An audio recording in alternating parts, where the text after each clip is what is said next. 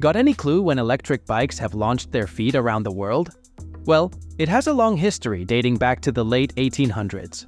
But those designs are long gone, and their purposes have become mundane. In recent decades, e-bikes have entered a wholly modern phase, and the table just turned around in 1995, when the price of neodymium magnets started dropping. Today, e-bikes are rapidly gaining popularity as a mode of transportation in urban areas. The global e-bike market is projected to grow from $49.1 billion in 2023 to $62.3 billion by 2028. A huge figure that will directly impact the industry of electric vehicles and other transportations. And it also brings a question to the table. Will e-bike transform our cities?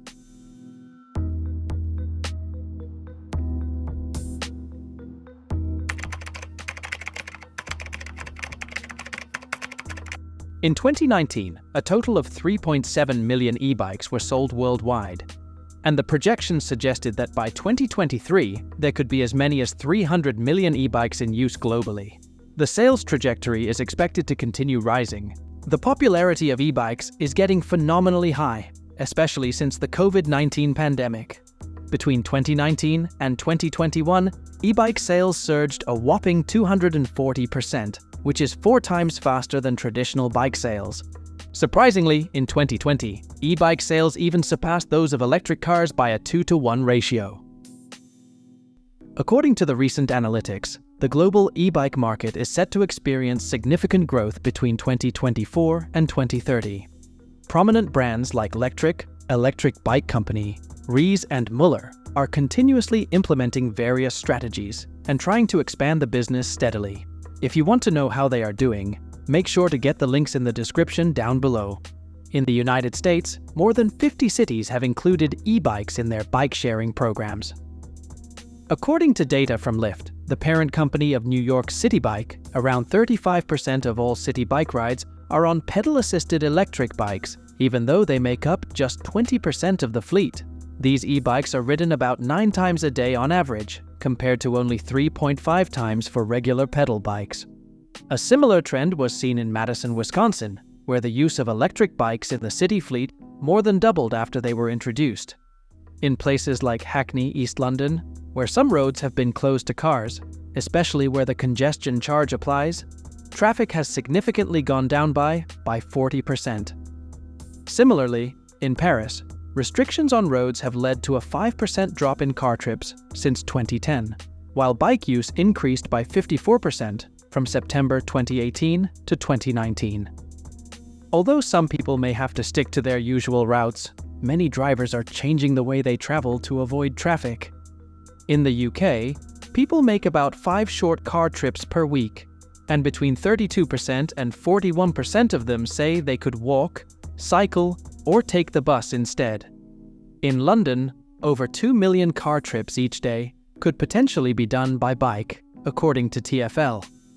When we look at studies declaring London as the most congested city, they often overlook cities in Asia or Africa. And as for blaming bike lanes for congestion, some analysts say their words were misunderstood. All the evidence suggests that bike lanes actually help reduce congestion, pollution, and improve our health. As cities grow more crowded, it's common to see too much urban congestion. People are adopting e-bikes for a flexible and efficient transportation option. With the development of infrastructure like cycle paths and bike-sharing programs, interest in e-bikes is rising. They appeal to families, professionals, and city dwellers alike. By reducing traffic and congestion, e-bikes help cut down on greenhouse gas emissions and contribute to cleaner and less congested cities. The rise in car usage means more air pollution. E-bikes offer a greener alternative for daily commutes, particularly in highly populated areas. Governments worldwide are supporting the adoption of e-bikes through subsidies and regulatory changes to alleviate traffic congestion and reduce emissions. For example, in Friuli, Venezia Giulia, Italy, residents can get a 30% refund of their purchased e-bike, and the limit is up to €300. Nowadays, people are very cautious about reducing carbon footprint. That's where e-bikes are recognized for their ability to reduce carbon emissions. Compared to conventional vehicles, electrically assisted bicycles emit significantly less carbon dioxide per kilometer traveled. In France, for instance, an e-bike consumes just 9 grams of carbon dioxide per kilometer, which is 30 times less than a conventional vehicle releasing an average of 271 grams of carbon dioxide per kilometer. This makes e-bikes an environmentally friendly transportation choice. Efficient and cost-effective, e-bikes provide motor-assisted propulsion, making it easier for riders to navigate challenging terrain and cover longer distances without fatigue. This makes commuting within the city faster and more convenient, ultimately saving time for individuals on their daily commutes. Additionally, e-bikes offer significant cost savings compared to cars, as they are more affordable and require minimal maintenance. Charging an e-bike battery is also considerably cheaper than fueling a car. Even charging hubs and stations are widely available in many cities, and the bike takes a decent time to get juiced up again. Promoting health and well-being. Riding an e-bike promotes physical activity and overall well-being. While e-bikes provide motor assistance, riders still engage in pedaling, resulting in increased cardiovascular activity and improved fitness. Commuting on an e-bike helps reduce sedentary behavior and associated health risks, contributing to a more active and healthier lifestyle for riders. Overall, e-bikes offer a sustainable, convenient, and health-conscious transportation solution for urban dwellers, making them an increasingly popular choice for daily commuting. The mass implementation of e-bikes globally comes with some consequences and challenges too. If e-bikes are truly going to change the cities, one significant challenge is the need for adequate infrastructure to support the increasing number of riders. This includes dedicated bike lanes, secure parking facilities, and charging stations. Cities will need to invest in updating their infrastructure to accommodate the growing demand for e-bikes. Another one is establishing clear and consistent regulations governing the use of e-bikes. This includes rules regarding speed limits, helmet requirements, and where e-bikes are allowed to operate. Safety is a critical issue, particularly as the number of e-bikes on the road increases. Ensuring that riders are properly trained and educated on safe riding practices is essential.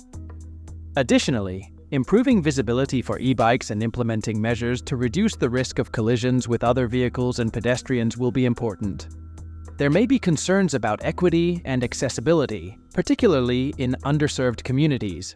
E-bikes can offer an affordable and environmentally friendly transportation option, but ensuring that they are accessible to all members of the community will be important. This may involve providing subsidies or incentives for low-income individuals to purchase e-bikes and ensuring that infrastructure is accessible to riders of all abilities. As we look to the future, it's clear that electric bikes are poised to transform the cities in significant ways. By providing a flexible and efficient mode of travel, e-bikes have the potential to revolutionize how people move around cities. From reducing reliance on cars to integrating with public transit, they will offer a versatile and accessible transportation option for people of all ages and abilities. However, realizing the full potential of e-bikes will require careful planning and investment in infrastructure, regulations, and education.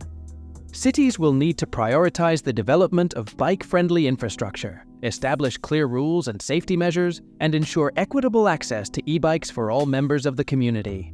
What are your thoughts on commuting with an e-bike in your city? Do you believe it would be a good option? Share your thoughts with us in the comments.